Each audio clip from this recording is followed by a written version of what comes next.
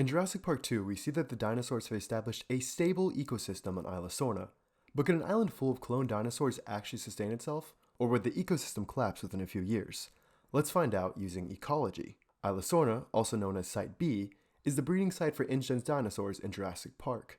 When Jurassic Park is abandoned, InGen decides to free all the dinosaurs on Isla Sorna and evacuate all the humans from the island. 4 years later, we see that the island is rediscovered with a sustainable, self-sufficient ecosystem of dinosaurs.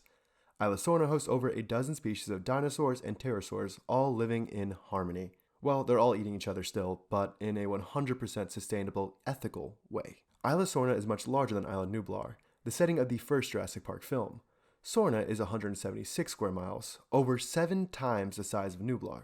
This is already a good sign that Sorna could create a better habitat than Nublar. To understand if an ecosystem is sustainable, we need to understand if our herbivores and carnivores have enough food.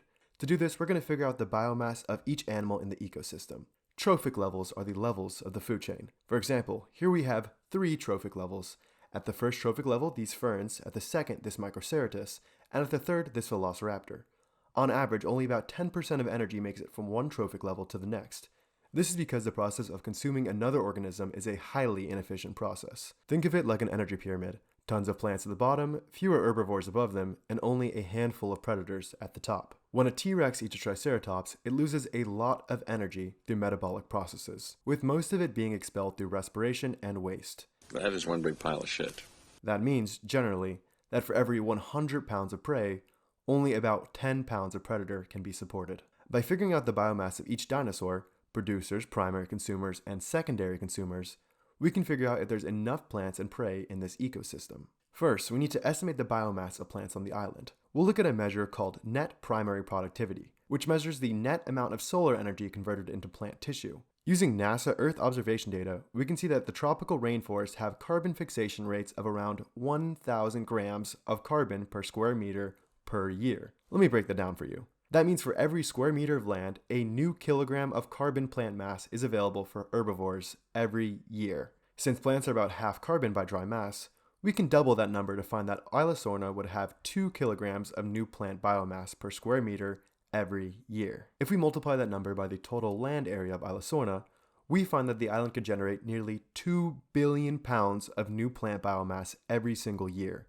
The real number would almost certainly be lower, but we can think of this as the absolute maximum amount of resources of plant food the island can provide. Now that we have the biomass of producers on the island, we can move on to the primary consumers, also known as the herbivores. On Isla Sorna, we have 8 different kinds of herbivorous dinosaurs. On the first day of Christmas, Isla Sorna gave to me 4 Edmontosaurus, 4 Mamenchisaurus, 9 Pachycephalosaurus, 10 Brachiosaurus, 10 Triceratops, 11 Stegosaurus, 13 Parasaurolophus, and 22 Microceratus. The largest of these dinosaurs is the 38-ton Brachiosaurus, while the smallest is the 13-pound Microceratus. If we add up the total mass of every herbivore on the island, we get, drumroll please, 912 metric tons, or roughly 2 million pounds of genetically modified dinosaurs.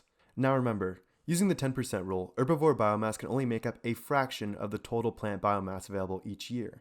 And compared to Isla Sorna's estimated 866,000 metric tons of annual plant production, these herbivores are barely making a dent. In fact, the island's current herbivore population only uses about 0.1% of the plant biomass available annually, meaning Isla Sorna could theoretically support nearly 100 times more herbivores than it currently has. So, our herbivorous dinosaurs are in the clear and can comfortably live off the island's plants. But supporting herbivores is the easy part.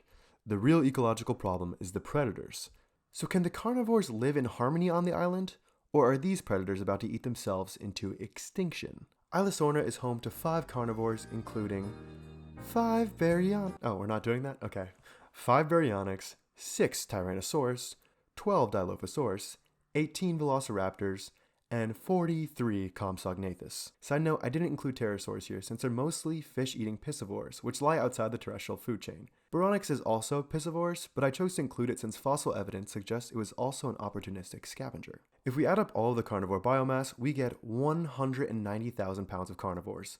That's just 9% of the mass of the island's herbivorous dinosaurs. Therefore, using the 10% biomass rule, we can say that the carnivores on Isla Sorna could sustain themselves with the herbivorous dinosaurs. So all in all, it seems like Isla Sorna has pretty good odds at creating a sustainable functioning ecosystem. Of course, this doesn't account for the potential effects of events like disease, genetic bottlenecks, invasive species, or hurricanes.